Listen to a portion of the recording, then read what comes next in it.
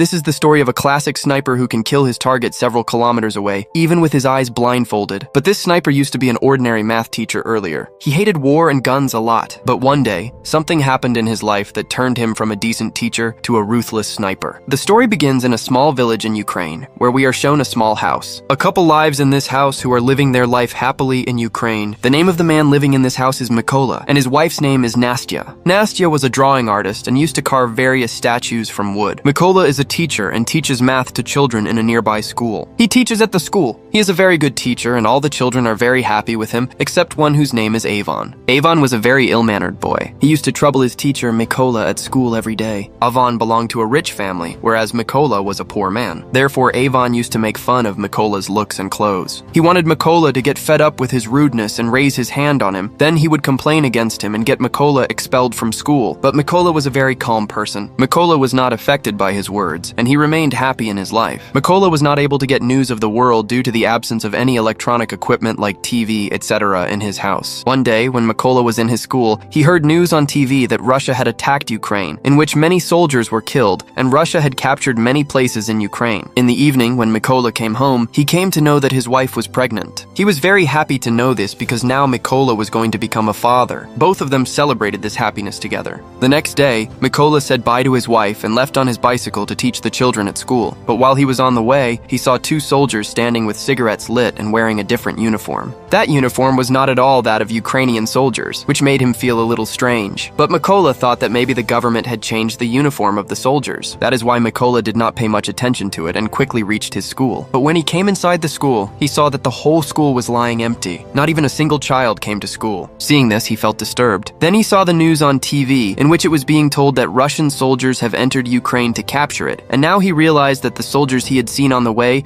were actually from Russia. Thinking this, he got worried about his wife because she was alone at home. He immediately sat on his bicycle and rushed toward his house, but now it was too late. When Mykola reached home, he saw that the two soldiers were beating his wife badly. Mykola tried to save her, but those soldiers started beating him too. He begged them, saying, "Please don't beat me. My wife is pregnant." But the soldiers didn't listen and kept beating both of them. After some time, one of the Russian soldiers searched Mykola's house. When he didn't find anything useful inside, he got angry, set the house on fire, and started to leave. Seeing her house burning, Nastya became furious. She picked up a stone and began hitting the Russian soldiers. Seeing this, one of the soldiers fired a shot, and Nastya died on the spot. The ground beneath Mykola's feet seemed to vanish as he watched his wife die before his eyes. He ran to her, took her in his arms, and began to cry bitterly. After a few hours, two Ukrainian soldiers arrived at the scene. Seeing Mykola's wife dead, they felt deep sorrow. They placed their hands on Mykola's shoulder and told him not to lose courage. After that, the two soldiers began digging a grave for Nastya. Once the grave was ready, they told Mykola to bury his wife there. After his wife's death, Mykola was completely broken. He was now all alone. Those Russian soldiers had not only killed his wife, but had also destroyed his life. They burned down his house and killed his unborn child. Now Mykola was burning with the fire of revenge. He had made up his mind to kill the Russian soldier who had shot his wife, no matter what it took. The only way to take revenge was to join the Ukrainian army. That's why he requested those two soldiers, "Please take me with you. I want to join the Ukrainian army." The soldiers agreed and took Mykola to their military base in their vehicle. Before leaving, Mykola took a small wooden statue made by his wife, the one she had carved to protect him.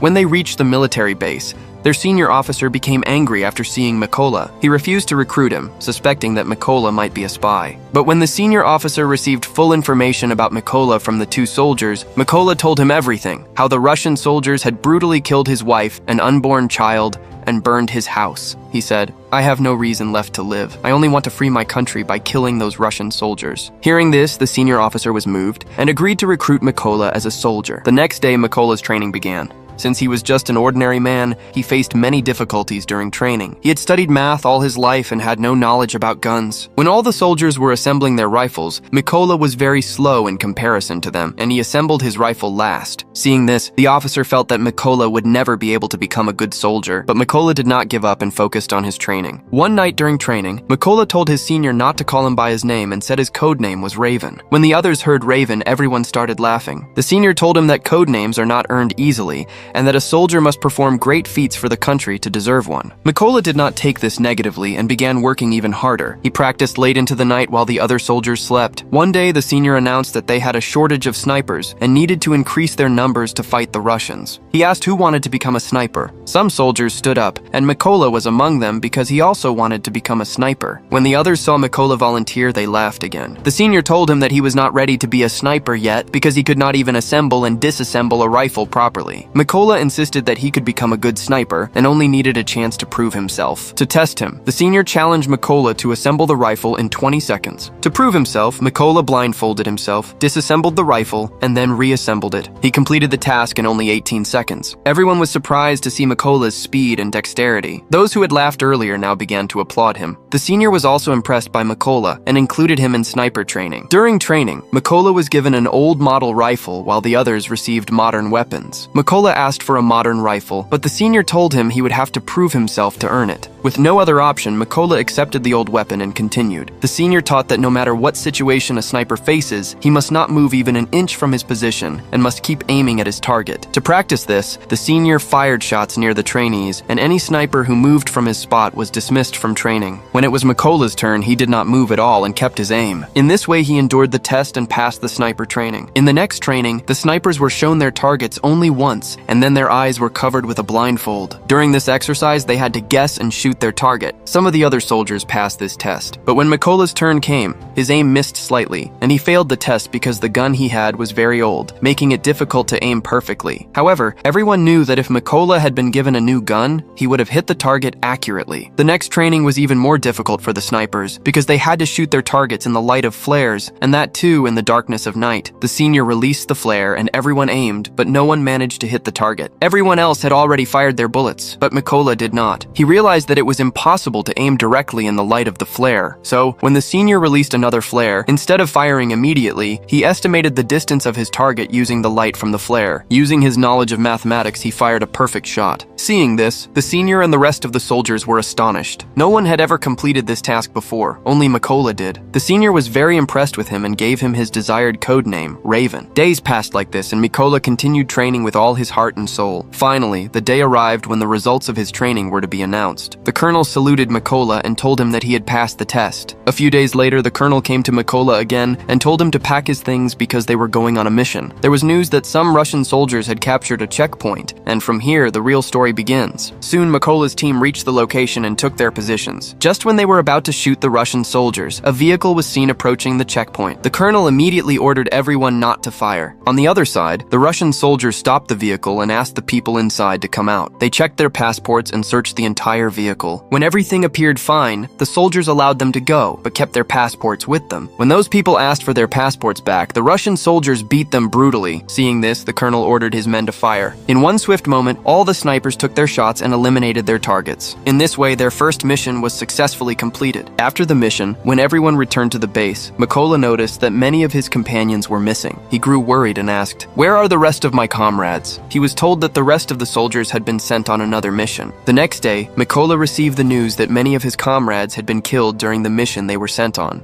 All of them were killed by a Russian sniper. The name of that sniper was Siri, and he was the best sniper in Russia. A few days passed like this, and Mikola left for his next mission with his team. After reaching the location, they laid mines all around and took their positions. After a while, Russian soldiers arrived at the spot, and among them was Avon, the same boy who used to trouble Mikola in school. Now Avon had joined the Russian army. As soon as the colonel gave the order to shoot, Mikola hesitated because he didn't want to kill his former student. But then Mikola pushed his emotions aside and shot at the landmines placed nearby. A huge explosion followed, killing all the Russian soldiers, including Avon. After everything was under control, the colonel angrily asked Mikola, "What were you thinking when I gave the order to shoot?" Mikola replied, "One of my students was among those Russian soldiers. I didn't want to kill him." The colonel explained to Mikola that he should not feel sad about Avon's death. He said, "Here, he wasn't your student, he was your enemy. Joining the Russian army was his own decision, so you don't need to feel bad for him." After completing the mission, they all returned to their base camp. The colonel had complete faith in Mikola and spent most of his time with him. One day, the colonel showed Mikola a family photo and told him that there were 3 people in his family. He said, "Both my daughters don't know that their father is a soldier. I've told them that I run a business. Even my wife hasn't told them the truth."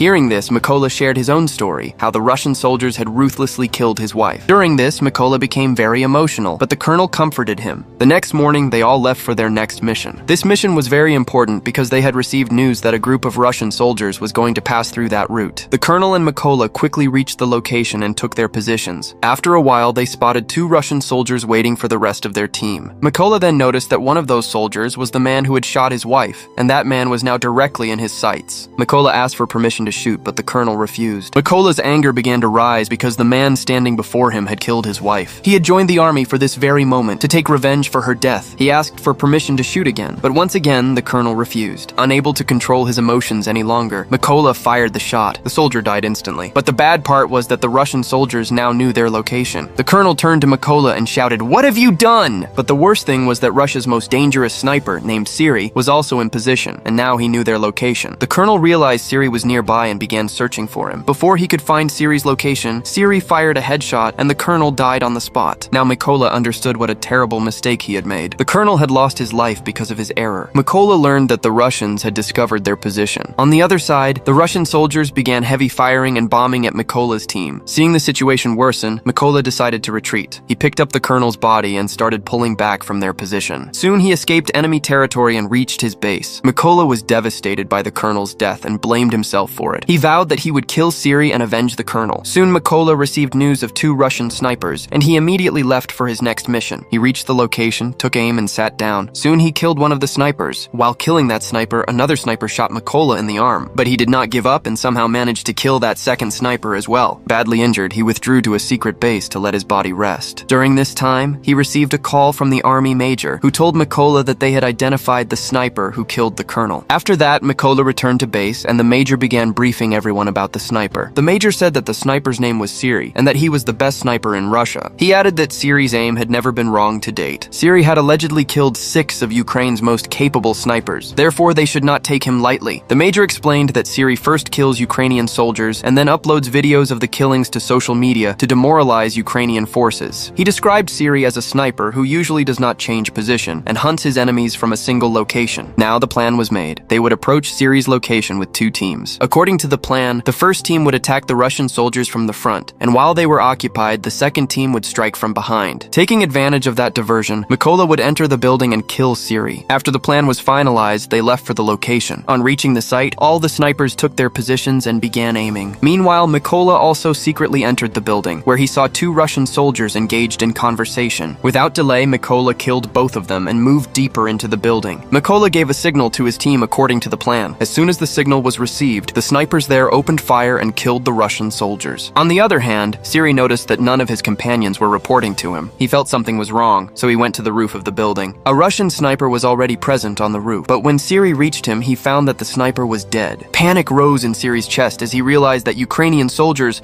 had surrounded him from all sides. He contacted his base for backup, but they said it would take another 10 minutes for reinforcements to arrive. Hearing this, Siri hurried back to his position and started searching for Ukrainian soldiers. Then he noticed a small statue placed on the table in front of him, the same statue Mykola had left there, which had been made by Mykola's wife. Before Siri could react, Mykola attacked him and stabbed him to death. The scuffle alerted another sniper in the building, who became more alert. Before that sniper could do anything, Mykola threw a grenade near him, and the sniper was killed in the explosion. After some time, the backup team Siri had called also reached the building, unaware that Siri was already dead. When they tried to contact Siri, Mykola answered the call and told them that they were all going to die. Then he shot the truck driver. As soon as the shot rang out, there was chaos among the Russian soldiers, and they scrambled out of the truck. They were unaware that Ukrainian snipers were lying in ambush for them. The Ukrainian soldiers opened fire fiercely and killed the Russians one by one. A few days after this mission, Mykola went to his wife's grave. He felt that the promise he had made to her had now been fulfilled because he had killed all those responsible for killing his wife and the colonel. Here Nicholas swore that he would continue to serve his country till his last breath, and saying this, he left from there. And with this, the film ends. If you liked the video, then please subscribe to our channel and like the video. Thanks for watching. Take care, bye.